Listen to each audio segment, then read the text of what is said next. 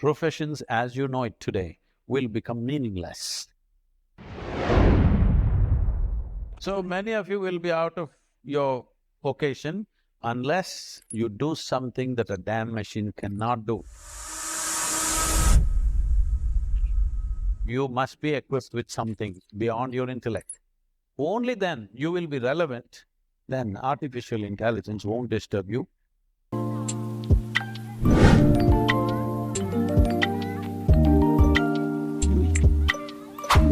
So, in today's technological world, we know that artificial intelligence and robotics are taking over.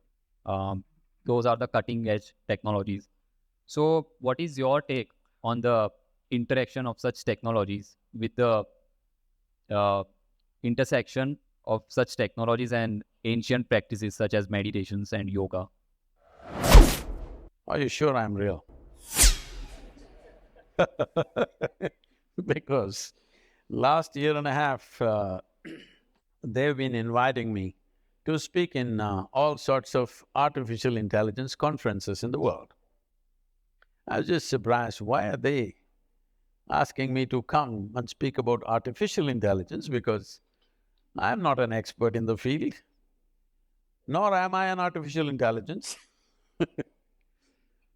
So I asked them in one of the conferences, it was in St. Petersburg, I said, why are you guys inviting me to all these artificial intelligence conferences? I'm a natural intelligence, not an artificial intelligence.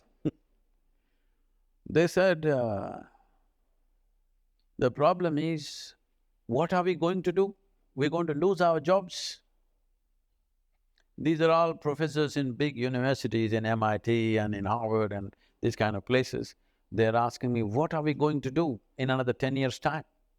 Because everything that we know, everything that was sacred till now, suddenly is going to be there on a little gadget. You must understand this. What artificial intelligence means is accumulation of information, analyzing it and projecting it the way you want at a given moment will no more be considered as a valuable thing in human faculty. Because a simple gadget will do it much better than any human being. Already that Google lady is looking smarter than any of you, isn't it? She looks smarter than me, it's okay, I'm not educated, but you guys, she's looking smarter than any of us or no? Anything you ask without batting an eyelid, she tells us. So, it's going to that place where intellectually everything that you perform will look stupid or meaningless. This happened to me when I was about 13 years of age, I think. 13 or 14, 13 I think. For the first time I saw a flatbed calculator, this Panasonic calculator, you know. At that time it was 100, 110 rupees, very expensive. You drink a coffee for more than that today.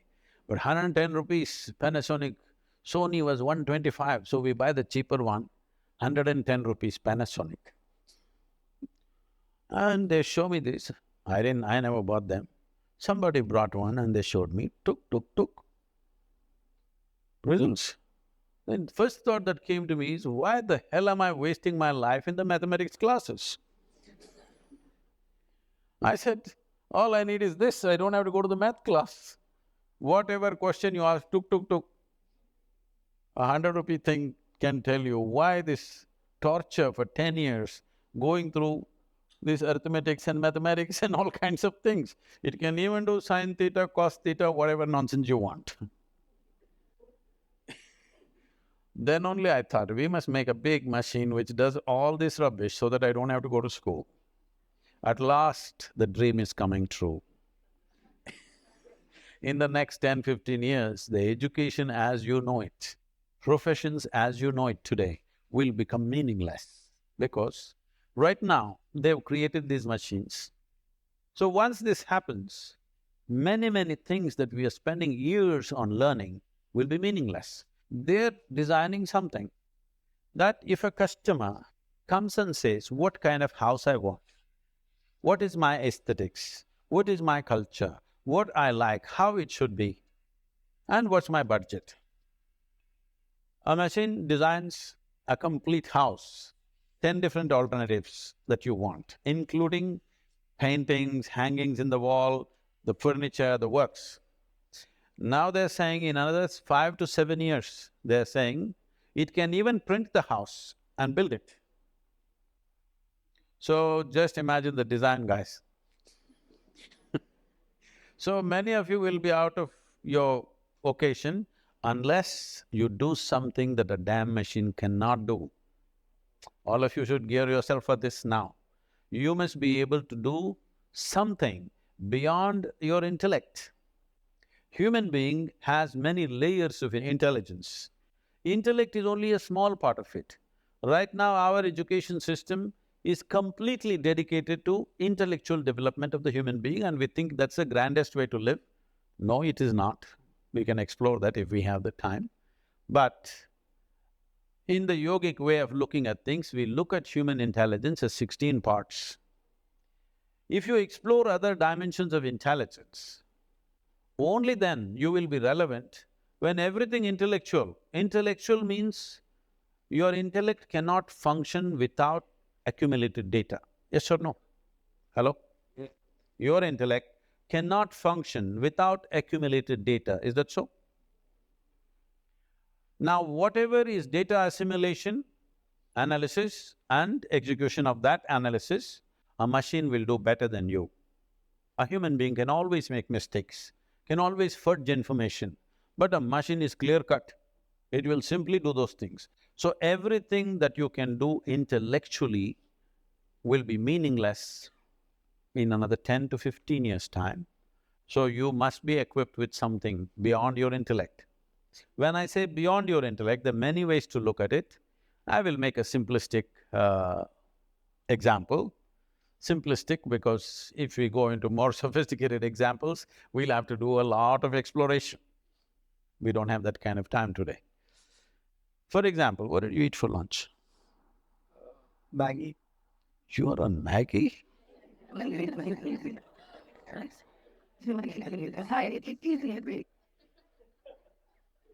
Can't you, somebody take care of his nourishment?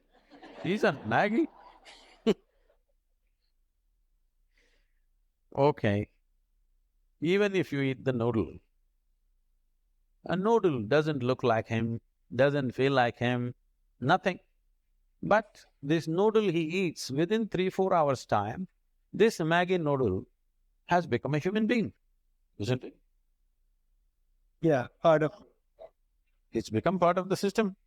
So you are manufacturing such a complex machine with Maggie noodles.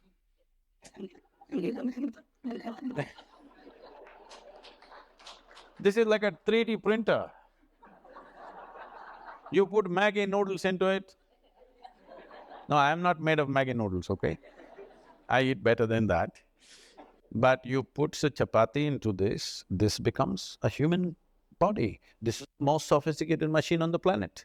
You're manufacturing this with whatever food that you eat. And the food that you eat is just the soil that you walk upon. Yes or no? And it stands up. Isn't this a 3D printer? Hello? Does that intelligence exist within you or not? Not even in your brain, in your gut? It does. So if only you found conscious access to this dimension of intelligence, you would live magically, isn't it? Then artificial intelligence won't disturb you. You will be very happy because all the menial jobs if the machines do, what a wonderful world. I'm looking forward to that.